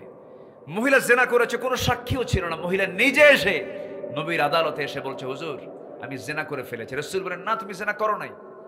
না হুজুর আমি জেনা করেছি। না তুমি করোনি। না হুজুর আমি জেনা করেই ফেলেছি। না তুমি করোনি জেনা। না হুজুর সত্যি আমি জেনা করে ফেলেছি। পৃথিবীর কোনো সাক্ষী লাগবে না হুজুর, আমি নিজে সাক্ষী আমি জেনা করেছি। রাসূল বললেন, জেনা করেছো তুমি তো নিজেই বলে ফেললা, তাহলে এখন জেনার ফলে কি পেটে কোনো বাচ্চা আসছে? হুজুর বাচ্চা তো চলে আসছে। রাসূল বললেন, তোমার তো অপরাধ হয়েছে, ঠিক আছে, সন্তান তো কোনো দোষ করেনি, যাও সন্তান ডেলিভারি না হওয়া পর্যন্ত আমি তোমার উপরে কোনো আইন কার্যকর করতে পারবো না, তুমি চলে যাও বাড়িতে। হুজুর আমার যদি মৃত্যু হয়ে যায় কে, আমার কিছুই করার নাই, তবে আমি তোমার জন্য দোয়া করে যাও। মহিলা চলে গেছে, সাহাবী চলে গেছে। সন্তান লালন ওই পেটের মধ্যে ধারণ করে আছেন, 9টা মাস পূরণ হয়ে গেল। সেজদায় পড়ে পড়ে কাঁদেন, তওবা করেন, আল্লাহর কাছে রোনাজারি করতে থাকেন, ঘন্টার পরে ঘন্টা, শুধু নয় দিনের পর দিন, মাসের পরে মাস। 9টা মাস পূরণ হয়ে গেল, সন্তান ডেলিভারি হয়ে গেল। ব্যাখ্যা এসেছে, এই মহিলা করলেন কি 3 দিন 2 দিন পরে নয়, মাত্র 1টা দিন পর, ডেলিভারির 1টা দিন পরে সন্তানটা বাসায় রেখে সোজা নবীর আদালতে গেলেন। গিয়ে বলছেন, ইয়া রাসূলুল্লাহ আপনি আদালত কায়েম করেন, আপনি আমার উপর আদালত কায়েম করুন। কেন? সন্তান ডেলিভারি হয়ে গেছে, আপনি আমার উপর আইন কার্যকর করে দেন। আমার রাসূল বলেন, মহিলা সন্তান যে ডেলিভারি হয়েছে সেই সন্তানটা বাড়িতে জীবিত না মৃত রেখে এসেছে। হুজুর সন্তান তো জীবিত। রাসূল বলছেন, হাউলাইনি কামিলাইন, সন্তানকে অবশ্যই 2 বছর দুধ পান করাতে হবে। হুজুর এত লম্বা সময় যদি আমি মরে যাই, রাসূল বলেন আমি তোমার জন্য দোয়া করে যাও। মহিলা আবার চলে আসতে বাধ্য হলেন। একজন আসামি, এত বড় একজন আসামি হওয়ার পরেও তার জন্য কোনো পুলিশ লাগলো না, প্রশাসন লাগলো না, কোনো জেলখানাও লাগলো না, কারণ ওই বান্দার মধ্যে ভয় কাজ করেছে একমাত্র কার? আসতে বলবেন না কার? আল্লাহর ভয়। ভুল করেছেন আবার অনুতপ্ত হয়েছেন, এটা হচ্ছে ইমানদারের গুণ। সন্তানকে দুধ পান করালেন, 6টা মাস চলে গেছে। 6টা মাসের মধ্য দিয়ে সন্তানকে টোটালি দুধের অভ্যাস বন্ধ করে অন্য খাবারের প্র্যাকটিস গড়ে তুলে এবারে তৃতীয়বারের মতো মহিলার সন্তানটাকে কোলের মধ্যে করে নিয়ে নবীর সামনে হাজির হয়ে বলছেন, হুজুর সন্তান দেখতে পাচ্ছেন, এই সন্তানটা আর আমার বুকের দুধ খাওয়ার প্রয়োজন হবে না, অন্য খাবার খাওয়া শিখেছে, আর দেরি করবেন না হুজুর, তৃতীয়বারের মতো আপনার আদালতে হাজির হলাম, আপনি আজকে আমার উপরে শাস্তি কার্যকর করে দেন। আমার নবীজি বলছেন, ও মহিলার সন্তানটা আমার হাতে তুলে দাও।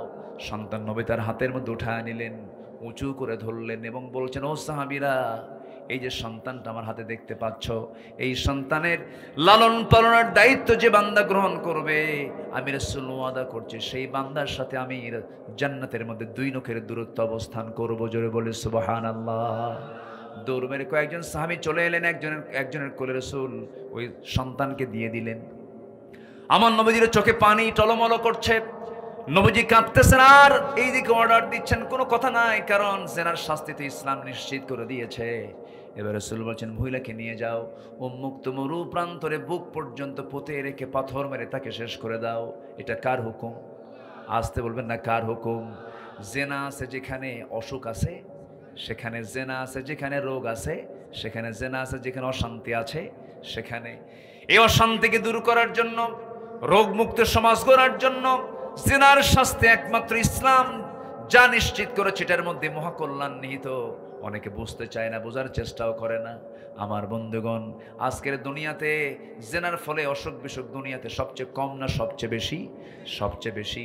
গোটা দুনিয়াতে মানুষ আজকে রোগী হয়ে গেছে, একমাত্র মূল কারণ হলো অবাধ যৌনাচারের কারণে, নিয়ন্ত্রণহীন যৌনাচারের কারণে, ইসলাম অনুশাসন না মেনে চলার কারণে।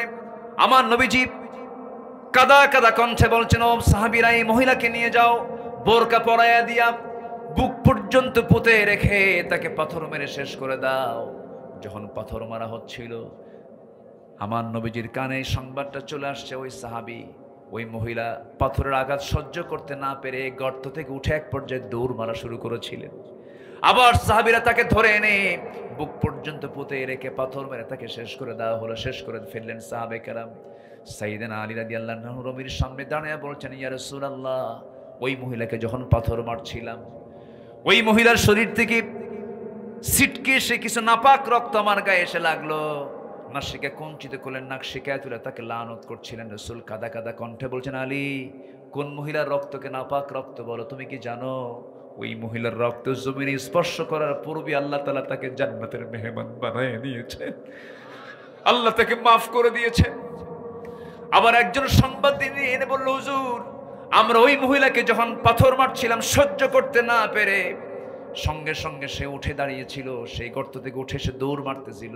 রাসূল আবেগ আপ্লুত হয়ে বললেন, তোমরা তাকে কেন ছেড়ে দিলা না? তোমরা তাকে কেন ছেড়ে দিলে না? যদি এটা শরীয়ত সম্মত কথা নয়, কিন্তু মানবতার জন্য দয়ার সাগর যে তিনি, দয়া দেখিয়ে তিনি এই কথা বলে ফেলেছেন। আমার বন্ধুগণ, এটাই ছিল দয়া, এই নম্রতা, এই ভদ্রতা আমার নবীর ভিতরে ছিল।